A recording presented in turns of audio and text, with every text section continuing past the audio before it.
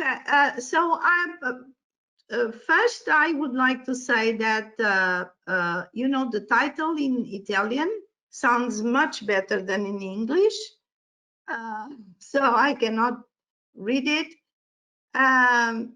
Okay, so this is the overview. I'm going to tell you about epistemologies of the South, my locus of enunciation, GLOCADEMICS, local languages, and intercultural responsibility. Okay, so when we talk about epistemologies of the South, we know what epistemologies mean, but although words change according to the usage you make of them. But the north-south or south-north, because it's different. We always put the north first and then the south. They are, of course, geographical locations, but the epistemologies, the theory of the epistemologies of the South, as it is put forward by Boaventura,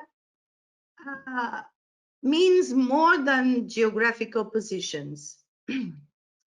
So, with the unfolding of colonialism and globalization, which constituted, I cannot read very well, different phases of a continuing process. So now the North and the South have to some extent been deterritorialized. This means that we have been mobile since many centuries ago, but even more so nowadays.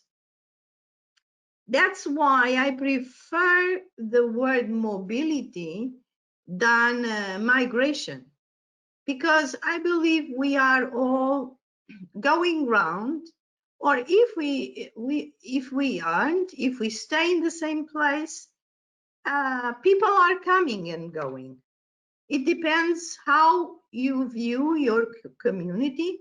For example, in this village I was telling you about and showing, you know, my closer neighbors are Dutch. There is a large Dutch community here now living around me. They retired and they have been coming here. So I don't need to travel around the world to have multilingual and intercultural communication and interaction here. So we are all migrating, and we have this idea, this metaphorical idea, which Boaventura has put forward. It is more a metaphor. 2 weeks ago, I was, you know, in a doctoral exam in Brazil through the internet, of course, and one of my colleagues said, well, it's not a metaphor because it exists really. Well, a metaphor doesn't mean that it's not real. It means that it is a way of describing reality. Because we use words, and as you know, I come basically from the linguistic studies, not linguistics, but language education, culture, and literature. And the words are flexible. We should not freeze them and say, you know, this means this and this means that. We should not use this, we should use that. Because it depends how we use the words. This idea of north-south has very much to do with colonialism. Because if you think of the world, about the world generally, this colonization movement happened more between the North and the South than between the East and the West. Because, you know, if you look at the geography, it was more the southern hemisphere that was colonized by the North. But anyway, with this mobility, and when we mention, for example, here in Portugal, these, you know, Dutch people who come here, they are not called immigrants. They are called foreigners. But if they were Brazilian, they would be immigrants. So we need to be to think about these connotations. Excuse me.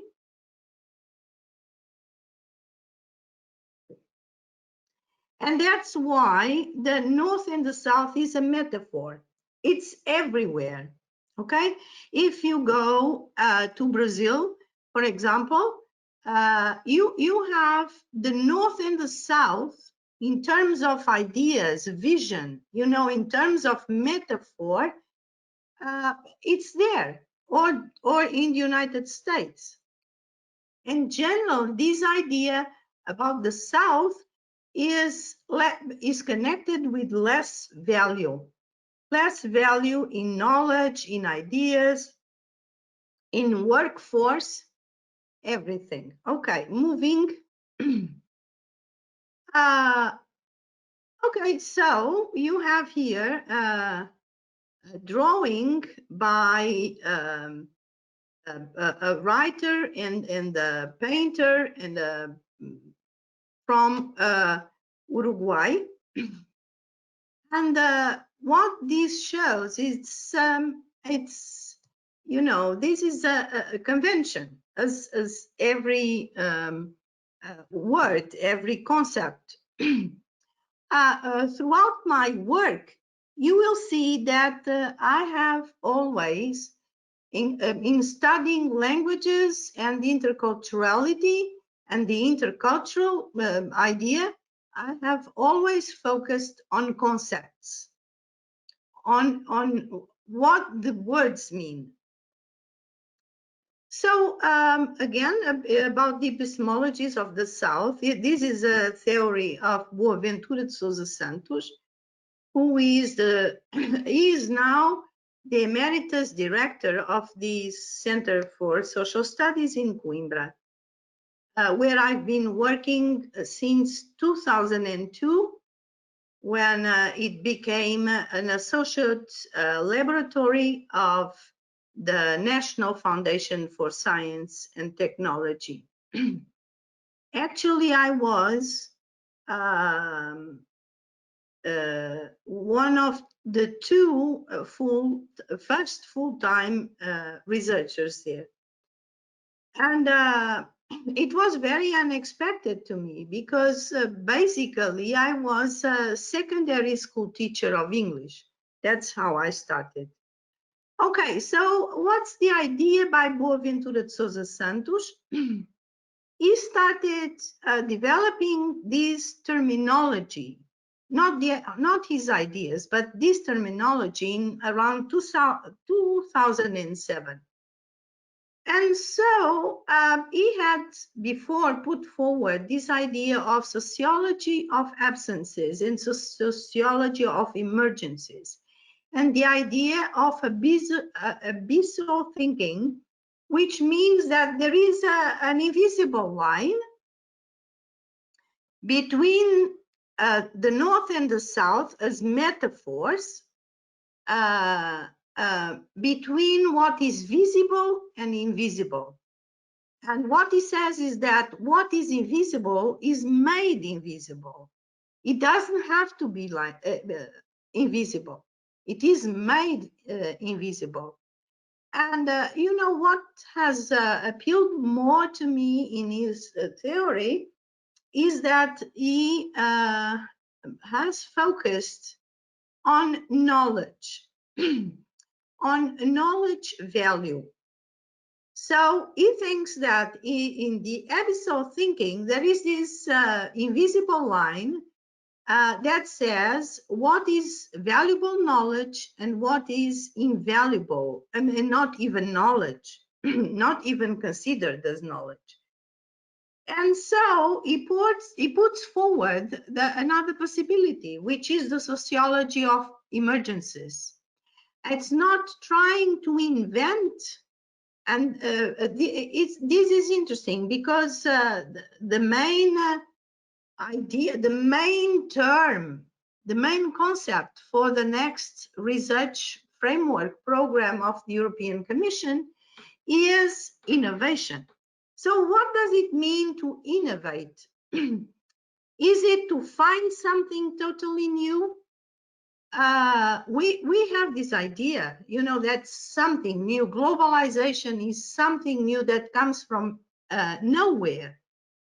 And what it says is that, you know, what is new is this sociology of emergencies, which is to make the absent knowledge possible.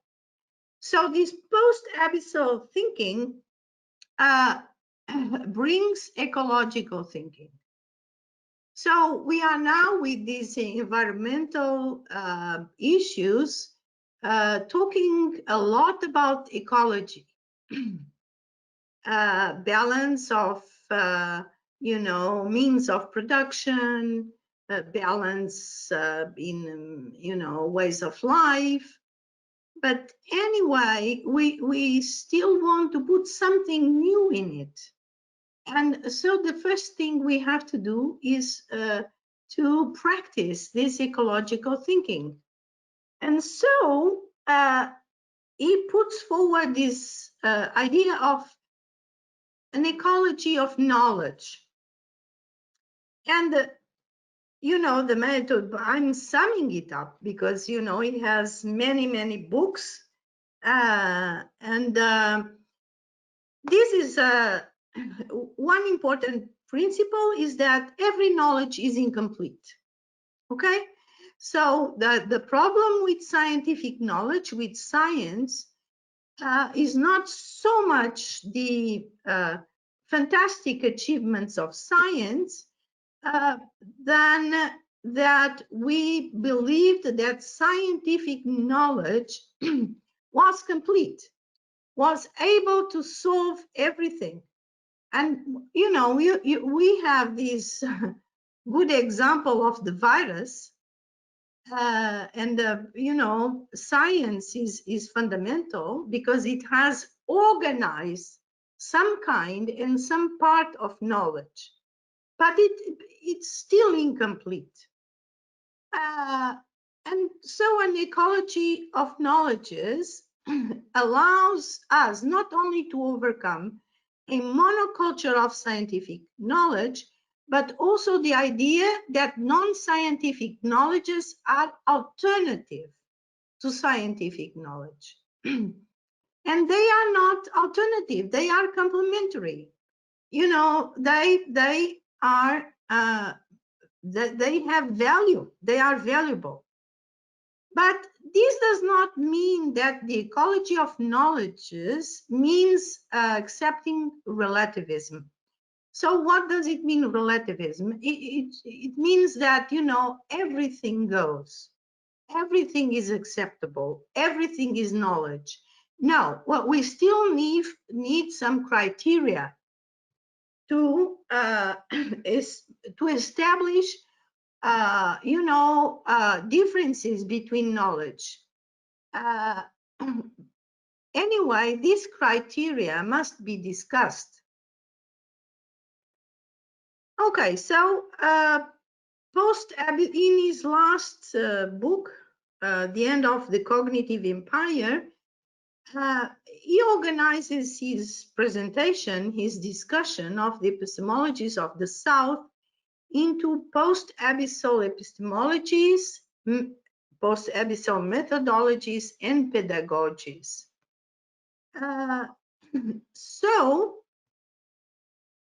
he talks about the analysis of the conditions of identification and validation of knowledge in general. Because if it's not a matter of relativism, you need to find conditions and criteria to identify and validate knowledge. But this means that these criteria are not universal.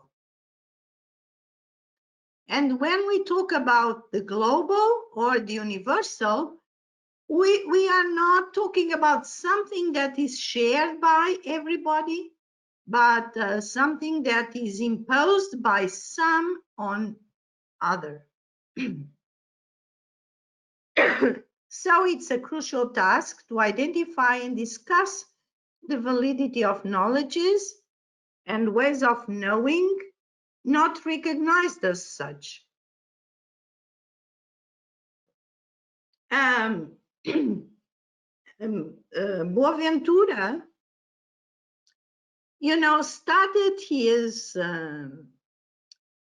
this discussion about the epistemologies of the South, mainly in starting a very important discussion here in Portugal, not only in Portugal, about the validity of the social sciences as science, because even this was questioned.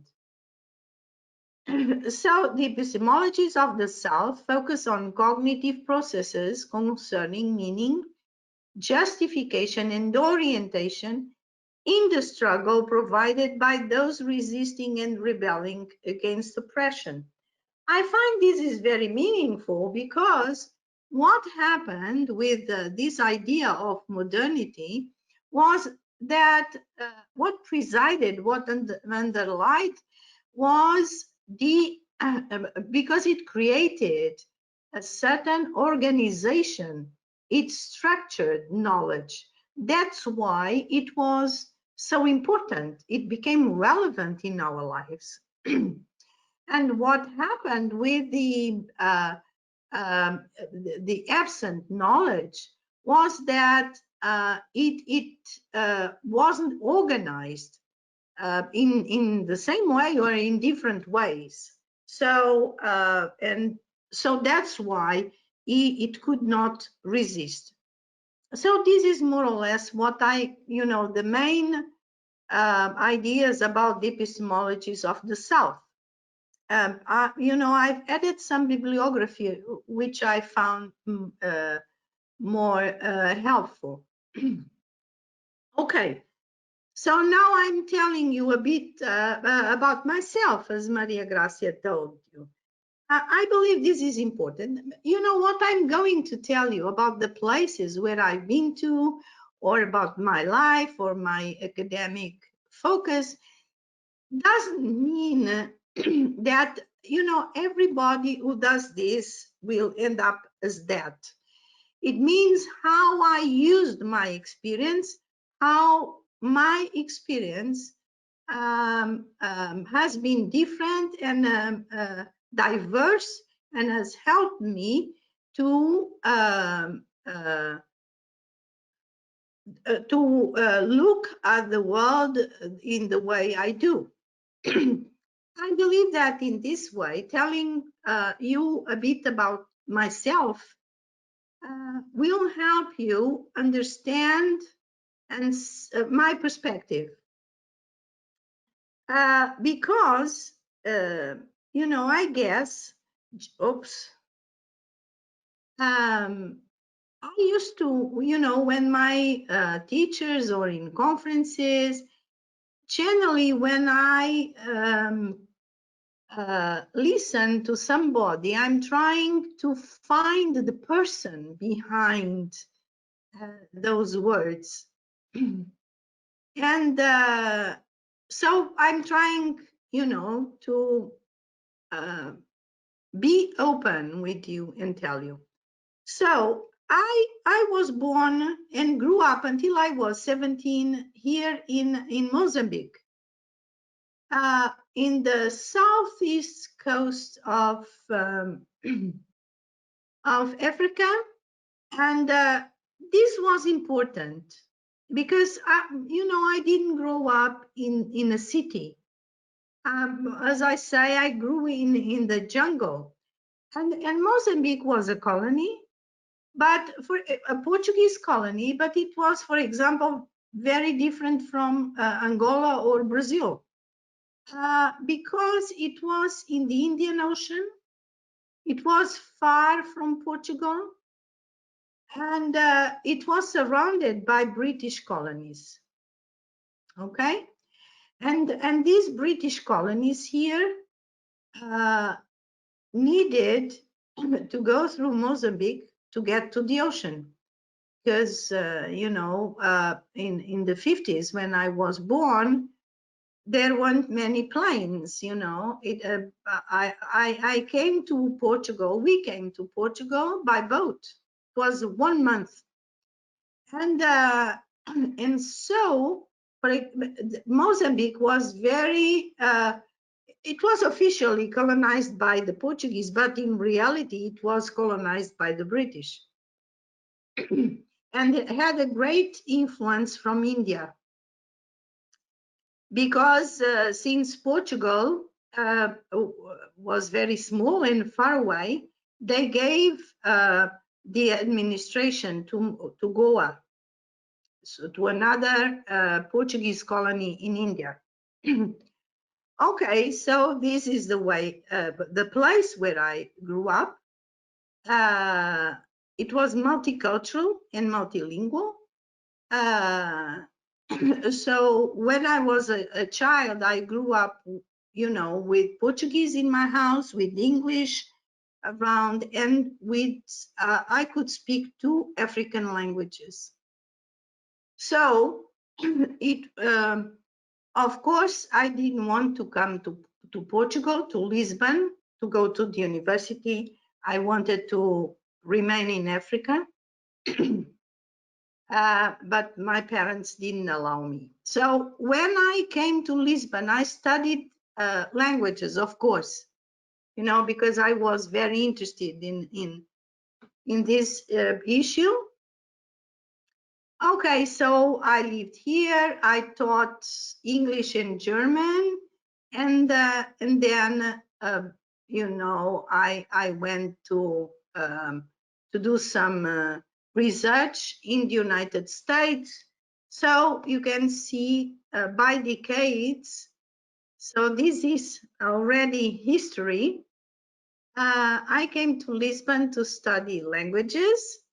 I was more interested in German language and literature. And then I was a teacher since the revolution in Portugal, since 1974, which was also an experience, to be a teacher in a secondary school in the late 70s and early 80s, when we joined the European then it was not the European Union yet, but it was the European, I can't remember.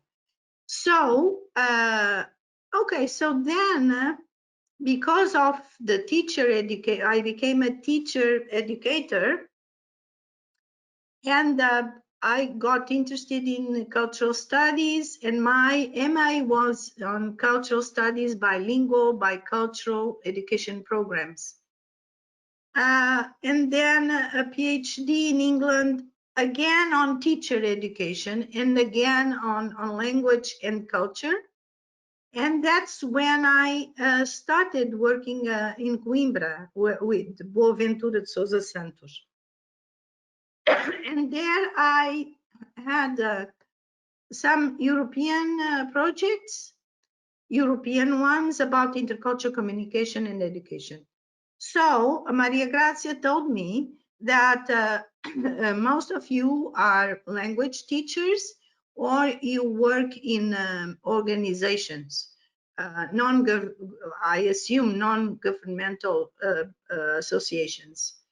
So during this time, I worked a lot with teacher education workshops and workshops in intercultural communication with students working in non-governmental and governmental institutions who used to work with the so-called migrants. Because in the 2000s, we had just joined the European Commission, the European Union, and there were many immigrants in Portugal. Not only people coming from the previous colonies, but from Eastern countries in Europe, mainly Ukraine, and Chinese people as well, and Indian people. Most of them came through Mozambique. Okay, so, and then in the last decade, in 2010, I started working mainly with projects in Latin America. Okay, so then this was my last project, GLOCADEMICS. Why did I start this one? Because, you know, while coordinating the previous projects in Europe and in Latin America, which was a large one, I saw that researchers working in these projects and working mainly on intercultural issues and issues of equality, they studied about these issues, but they were not self-reflexive about their role as intercultural researchers. So I thought, you know, I should do that, and I had this opportunity given by the European Commission and Marie Curie grant for 3 years, 2 years in Brazil and 1 year back in Coimbra. So this word GLOCADEMICS means that we academics nowadays are both global and local. So what does it mean? This glocalization was a word that was put forward in principle by an author called Robertson in 1995. So what do I mean by GLOCADEMICS in this project? By the glocal. Means if you look at the iceberg, I find that globalization is the superficial part you can see of this, you know, globalization process.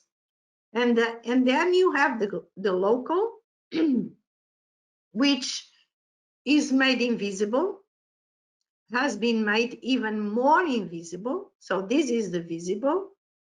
And then you have glocalization, which is, you know, the level you don't see, but it's not too deep. So where, you can make a link between the two. And I find that this is, you know, very rich, because both are important, but this one is the one that interests me to to study what is just beneath the surface. Okay, so I had this matrix with 3 axes.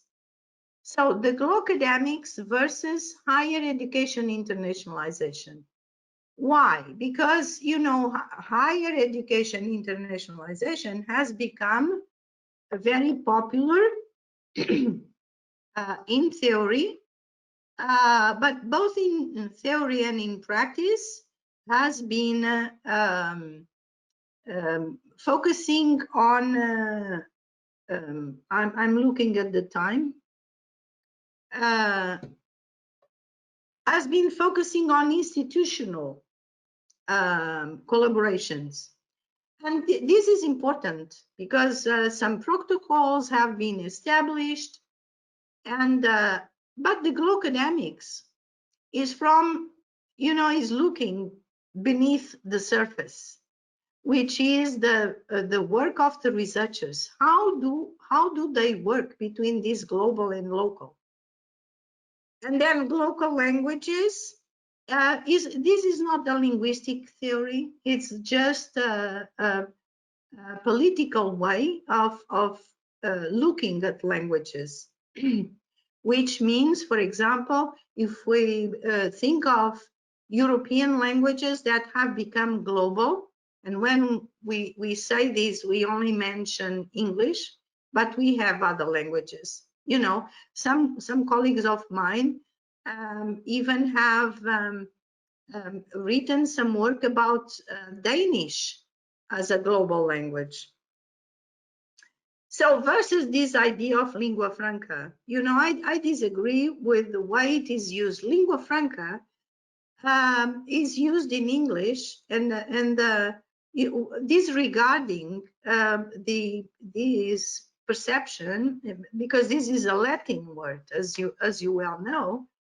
Lingua franca means something different. It does not mean that every language is also a lingua franca, because a language is communication.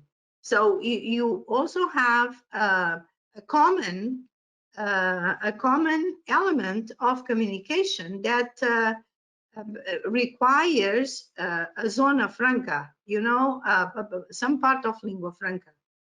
But no language is a lingua franca, because there are power relations. And so what makes, different in my approach to all these concepts and ideas of language and culture is this critical perspective, which aims at reflecting upon power relations. So the same with intercultural responsibility versus intercultural competence. Intercultural competence has been understood mainly functional, okay? Intercultural competence basically means how you can persuade other people. So intercultural responsibility is more, it goes beyond that. It has to do with a concept of citizenship in different levels. Okay, now I have to be quicker.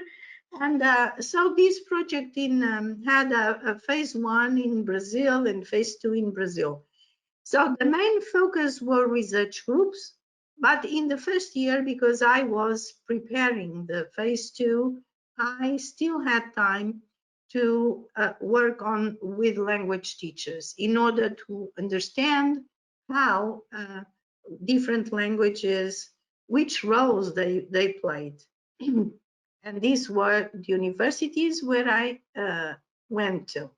So what I did with the teachers, I worked mainly with teachers of Portuguese, Spanish, English, and indigenous languages in these universities. But of course, indigenous languages, of course, and unfortunately, and you cannot understand why this happens, because there are many indigenous languages in Brazil, but they don't have a place in Brazilian institutions.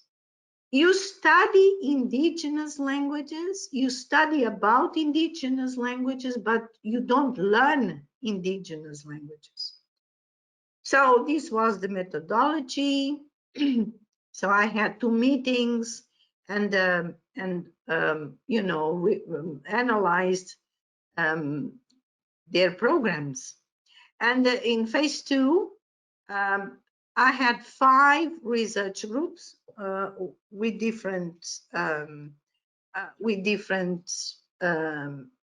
research areas, as you can see, social sciences and life sciences. biology, nutrition, public policies, indigenous. You know, I learned a lot about these subjects. It was very interesting. Oops, sorry. Okay, so the global and the local is more complex than an action-reaction relationship. So they are not two different levels, but they are interconnected. And you have Robertson here. But I basically base my idea of local languages in the theory, Boaventura Sousa Santos theory about the production forms of globalization. He speaks of a globalized localism, which means something which is local that is made global. For example, the English language. And then how what has become global becomes local again. And then there are two other dimensions, two other elements, forms of production. But I would like to focus on this localized globalism. So it's when what is global is made local again. But we cannot forget that whatever is global was local, and it was imposed as global. So my ideas, local languages, they are localized globalisms talking back. This means that not only the global becomes local, but then the local talks back. And this is the aspect that interests me most. Now about why did I include indigenous languages? You remember, it was interesting in Brazil because people were trying to, you know, they looked at me as European. So they were trying to explain to me about indigenous communities and indigenous languages. And I always asked them, did you live with them? Have you ever learned an indigenous language? And they were very surprised when I said, you know, I grew up with two indigenous languages. I could speak. And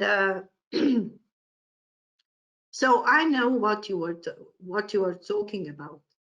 So why did I consider indigenous languages as local languages as well? Because we have this idea that indigenous languages are spoken by a very small community, you know, and they are not even considered a language that you can learn. And it's not so. If you look at Africa and even in Brazil, you have a main branch, and then you have different dialects, and these languages are connected. And before, you know, being decimated, they just like the European languages, that they had, you know, a main branch and the roots and all that. So that should be studied. Okay, just to summarize, I consider that local languages are simultaneously global and local, and used at both at global and local levels. They are not lingua franca. No, because there are power relations between them and within them. You know, think of Portuguese, for example. Within there are power relations. You know, I used to talk with teachers, and they would say, oh, you know, these students, immigrant students, they have problems with the main problem is with the language.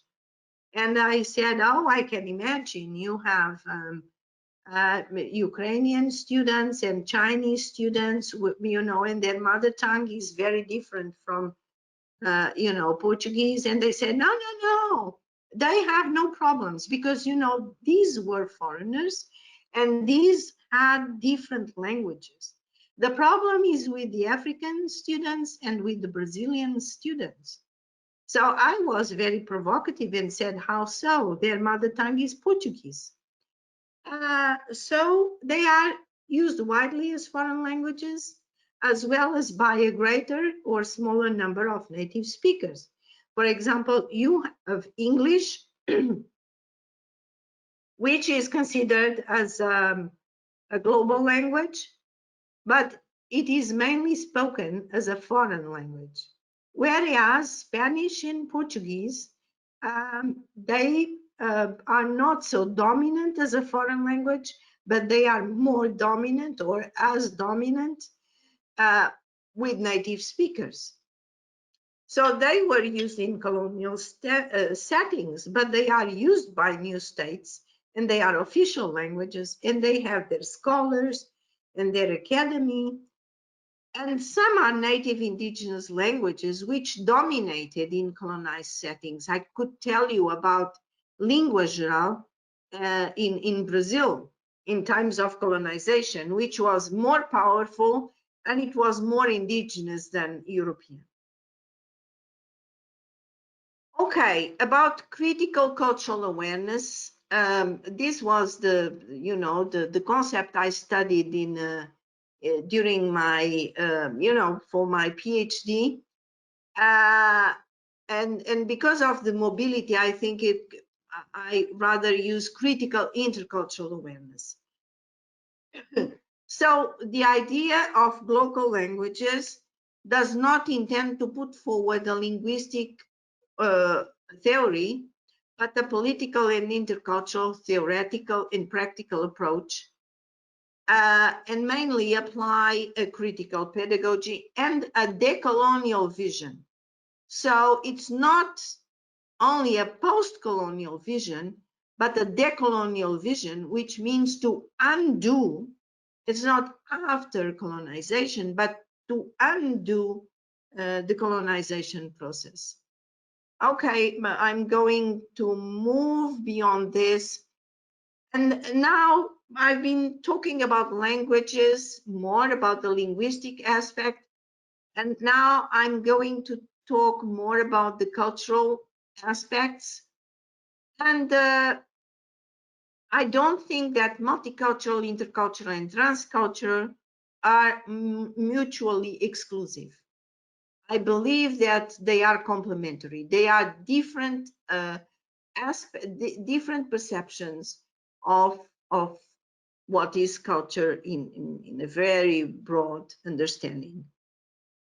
But they are not universal concepts, which means that they mean different things in different contexts. So when you study them, you need to take a diachronic perspective, so an historical perspective, and a synchronic perspective. So what they are now in the present day in different contexts, and also always take an interdisciplinary approach. So now I'm moving to the concept of intercultural responsibility, and the idea of responsibility was a focus, an important focus just after the Second World War by Jewish scholars who gave it a notion of plurality. So responsibility was more connected with a moral endeavor, a moral responsibility of the more powerful towards the weaker ones. So what they do is thinking about different ethnicities, cultures, and religions. So someone who is different. So they talked more about plurality.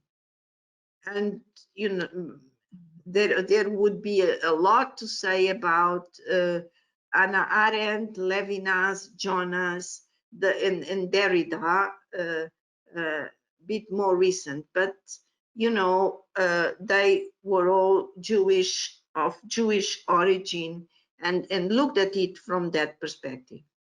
So what I'm trying to work with local languages and glocademics, and they are related. These are not different concepts that I'm putting forward. So I share Spivak's concern, and Spivak, this is a critique of post-colonial reason. So intercultural here is responsibility that is intercultural.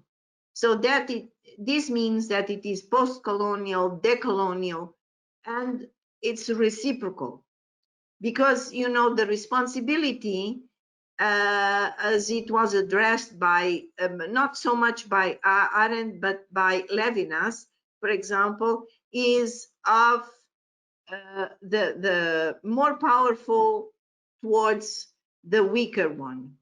So the more powerful remains powerful, okay? He or she only has a moral obligation towards the other, and there is always the self in the other. So this post-colonial and decolonial perspective overcomes this idea of the self and the other, you know, because each one of us is the other, is the other to the other self. So what she says, she calls it an answerability or accountability. It has to do with being accountable to each other. And so this is a dimension that aims to go beyond. I'm looking at the time because I don't like speaking too much, because the debate and the questions is the most important. A dimension that aims to go beyond a straightforward intercultural competence. It aims to dig deeper into the relationship established between people in social and professional contexts. And I mentioned, and this is very honorable, but I mentioned this, you know, intercultural responsibility was singled out by UNESCO as one of the terms that will provide important vocabulary. So then you'll see the link with the UN Sustainable Development Goals, with which I am trying to establish,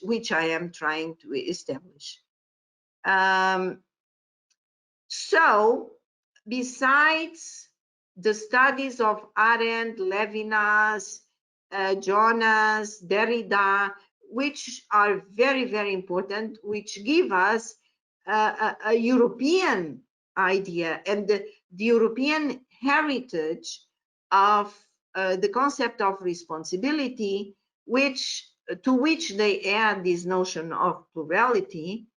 I would like to go beyond, and that's what I'm trying to do now. And I hope you know, some publications are coming out in this year.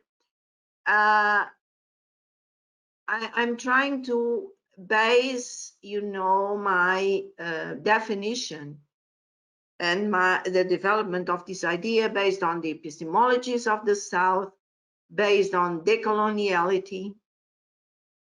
And I really look much at the Mignolo and Walsh work, Catherine Walsh, Critical Interculturality, and in Latin America, Enrique Dusso from Argentina, and Orlando Falsborda from Colombia.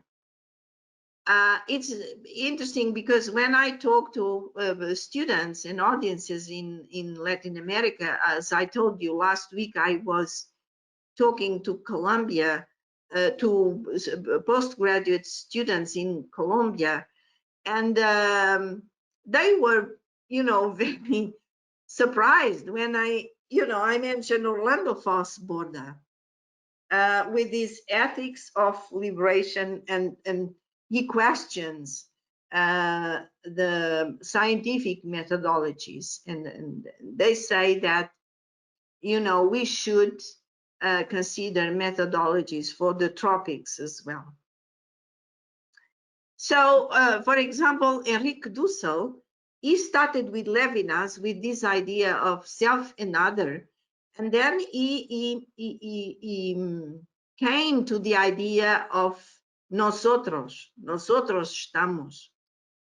This does not mean, you know, harmony, that this does not mean that, you know, conflict will be solved. Not at all. Divergent ideas are very important. That is, you know, one of the messages of Paulo Freire. You know, everything I do is very based in Paulo Freire's works, and is, you know, the divergent aspects of our lives and opinions are, you know, are to be there. We do not, you know, I'm not looking for this Habermasian idea of consensus, but we need to deal with differences as being, you know, normal thing in life, and having, you know, we all having the right to difference. Okay, so I'm trying to work with these concepts in relation to, you know, a dimension that came, that was brought in to the last European Framework Program, which is responsible research and innovation. This was in Horizon 2020, but in Horizon Europe, it seems, we don't know yet, but it seems that innovation, the idea of innovation is going to be the focus. And I would like to, you know, to keep this responsible research and innovation. Why? Because innovation focuses more on the product, and research focuses more on the process. And so having responsible research and innovation means that innovation is not taken apart from the process, and then it is responsible, because it is rooted in responsible research. And then also I've been working, and these are, you know, some publications with the Sustainable Development Goals, mainly Goal 4, Quality Education, and Goal 17, which is about global connections or something like that. Okay, so this responsible research and innovation was a cross-cutting issue for the Horizon 2020 program, Science for Society, and comes out of the Rome Declaration on Responsible Research and Innovation in 2014. And according to Gianni, and you know, this is an edited book, he's not the only author. Responsibility, and you know, this is in the preface of the book, a polysemic concept, which means 3 dimensions of responsibility. Empirical, 3 E's. Empirical, which means, you know, you have to implement, to work on it. Ethical, with rules and criteria. And epistemic, knowledge available about impacts and consequences. Okay, thank you.